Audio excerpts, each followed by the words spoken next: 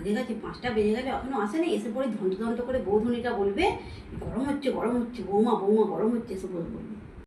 কি গরম পড়েছে, আগে বলিয়ে দিলে শরবত করে দিতে।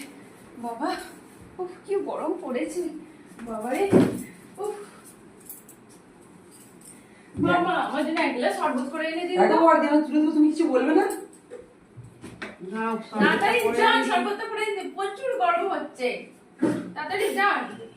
খেয়ে দিয়ে কাজ নেই, অফিসার বাবু এলেন, অমনি আমায় শরবতটা খাওয়াচ্ছি, মজা। দাঁড়া, শরবত খোঁচাচ্ছি, খেয়ে কিরম শরবত খাই। শরবত খাওয়াচ্ছি, এমন শরবত খাওয়াবো তো বাপের বাড়ি গিয়ে নালিশ করবো। দাঁড়া, শরবত খাওয়াচ্ছি।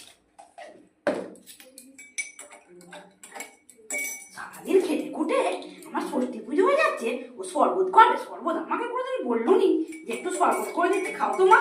এদিকে বাবু শরবত করে দিতে হবে।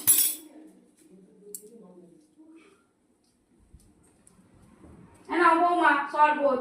বাবা কি ব্যাপার, আজ শরবত করে দিলেন? বলতে ম্যাম লাল কেন শরবতটা?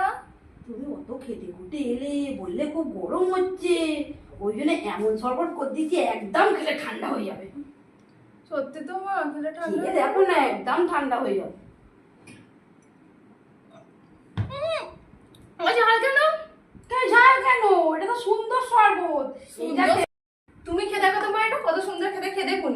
হ্যাঁ, আমি তো লঙ্কা করে দিয়েছি, তুমি এসিতে বসে অফিসে কাজ করছো, আর আমি যে উনুনে দুবেলা রান্না করছি, একদিন তো করতে হয়, তখন তোমার মনে হয় না শাশুড়িকে করতে কি গো কবিতা? ঠিক ঠিক